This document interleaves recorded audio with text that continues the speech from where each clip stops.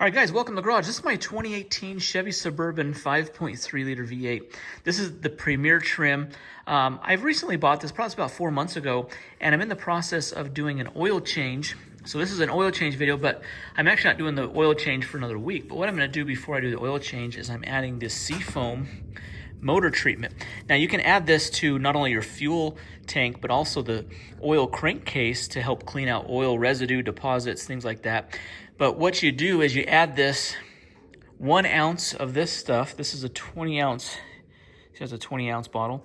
This truck takes 8 quarts of oil, so it recommends 1 ounce per quart of oil. So we're gonna do 8 ounces of this right into the crankcase here.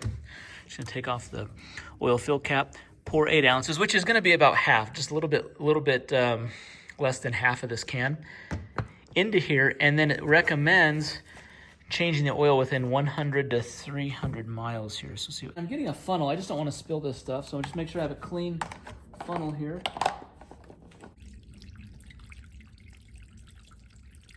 It's about right to there, so it's just a little bit less than half. That's very close to 8 ounces, and that's really all I have to do.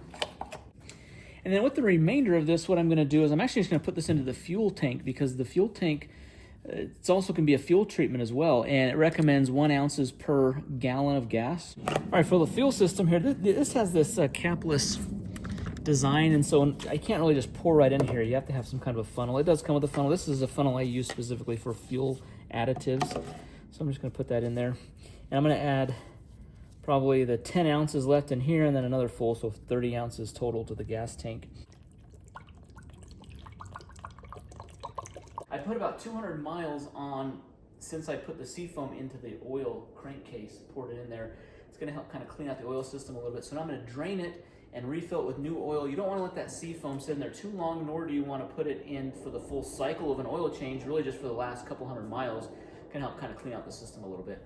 Now to get this up on the ramps, what I'll do is I'll put it in 4 low. So this has a 2-speed transfer case where I can put it in 4 low, and then I'll put it in low gear all the way down, and then just really creep forward really slowly up on the ramps, and that allows it to get up the ramps. If you go too fast, it pushes the ramp, especially on like a slick garage floor surface like this one.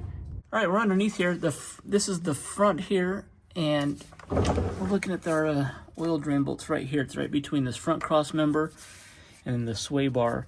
Right between there is our drain bolt. That's 15 millimeters. We'll use a 15 millimeter ratchet. And then our oil filter's right there. It's just right above this cross member here. It's exposed enough that we could probably get a hand on it. We'll see if we can just spin it off by hand. But we'll get that drained, and we'll let it drain for a little while, make sure we get all the oil out of it. Counterclockwise to break that loose. Okay, loosen up just a little bit here. We have our oil catch can right here. Right below where the oil is going to come out right there. So we're just going to line that up, make sure we don't spill. If you're on a driveway or bare concrete, maybe put a tarp or something underneath this. Just going to slowly back this out until the threads are out. I feel that it's loose, and then when I feel it's loose, I'm just going to pull it out there. Okay.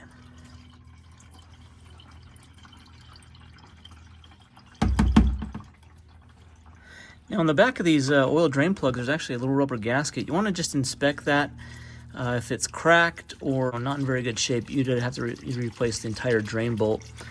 It's a pretty cheap part, so just maybe keep an extra one of these on hand. And we got 8 quarts here draining out, so it drains out fast, and it's quite a bit of oil.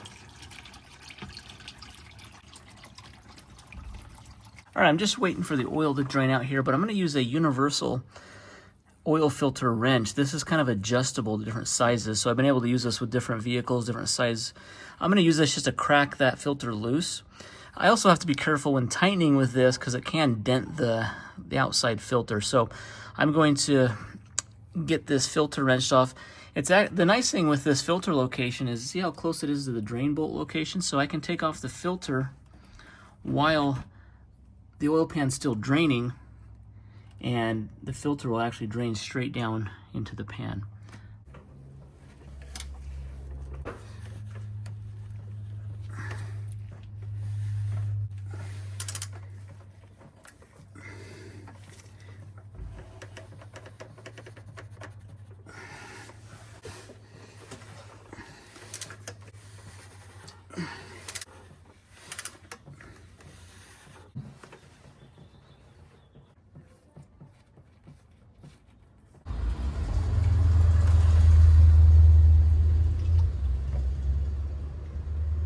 All right, I got the old oil filter off. The new one I'm using is the Mobile One M1 212A. I'm gonna fill mine with oil. I'm gonna take that off. And to tighten it up, I'm gonna use this oil filter wrench. Just because I don't want to damage the filter at all. This one just kind of grips it a little bit. This is just going to allow me to, once I get it hand tight up there as tight as I can, I'm going to get the wrench and just turn it, you know, probably an eighth or a quarter of a turn just to make sure it's tight. I don't want any oil leaking out of here. So I am going to pre-fill this. I'm going to fill this up with oil, about halfway with new oil, and then I'm going to rub some oil on the gasket here. Now the oil I'm using is the Pennzoil Platinum 0W20. That's what it calls for. It takes 8 quarts of this, so we've got a 5-quart. I actually have 2 of these, and I'll be able to use all, you know, one full one. And then on the sides here, you can see it marks out the quarts. We'll just mark it off where, so there'll be 2 quarts left in the other one.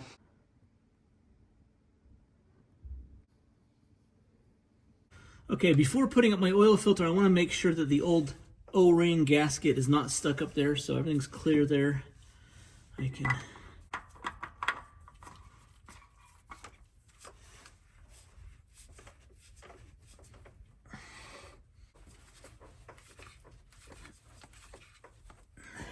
All right, I got it hand tight as tight as I can. I'm just going to give it a little turn here. You gotta be careful with these. You don't want to crush the filter. Just want to give it a little. Need it. Got about a quarter turn. Once it's been fully seated down by hand, so we're good to go there. Now I can also put back my drain bolt. This was able to drain for about 2 hours. I had to take a break between. Some things I had to do between this, so this got drained really well. Like all the drips are completely gone. I thread this on by hand. Like that. Again, 15 millimeter here. Just gonna get this snug.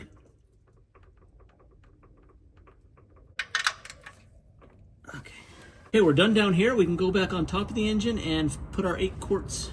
Well, we'll probably put about 7.5 since we have some inside the oil filter. All right, I got my funnel set up here. I've got my oil cap off. I take the oil cap off when I drain the oil.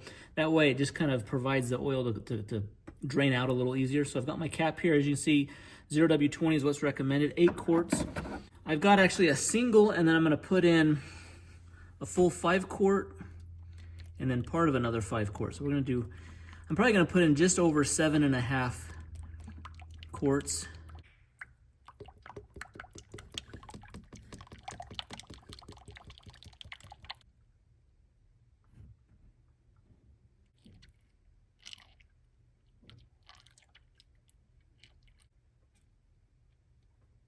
All right, I got my 7.5 quarts in.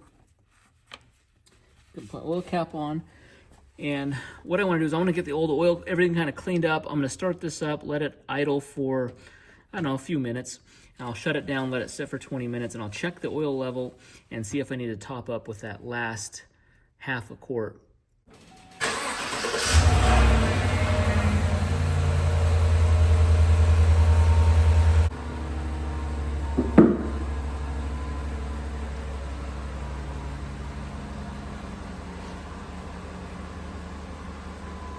All right, so I'm gonna let that idle for a few minutes, and then I'm gonna get my old oil put back into my jugs.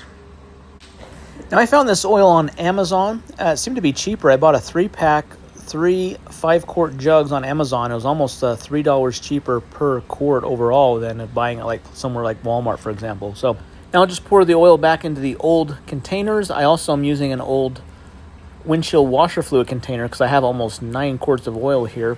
So I'll pour it in there and then take it to the recyclers for recycling. All right, I'm done putting the oil away. This has been idling for 5 minutes. I'm going to turn it off, let it sit for 20 minutes. I'll check the oil. You really want to wait that 20 minutes. Okay, one thing I'm doing here is I'm just scrolling through the screen. Going to the oil life screen here. We go to the oil life remaining. If I hold down the check mark here on the steering wheel. So I held it down for about 10 seconds and then it reset to 100%. So there, turn it off. Let it sit for the 20 minutes and then we'll get a reading on the dipstick. Okay, this is sat overnight. I'm just gonna pull the dipstick out here, just clean it off. And I wanna be able to get a good reading here. So Usually you'd get a reading on this part of the dipstick here that has these hash marks. That's kind of where I usually read it. But if I turned it over, I actually get a better reading here. And it's showing just above this dot. So I want to add a little bit more so it's a little higher up into the middle here. So I'm going to add probably half a quart that I haven't added yet. I'll add that. That'll probably get it right back up to here to the middle. And I'll be good to go. Now this oil change can be a little messy. You just need to be prepared for that. But I like doing this myself. I figure it cost me around $50 to do this myself. The filter was $11. The oil was around $40, so not too bad. And I like that I can control how much oil is going in, the type of oil, and using a quality filter. All right, guys, well, thanks for watching the video. Be sure to see the link down below for everything used. Hit that thumbs up, subscribe. We'll see you in the next one. Thanks.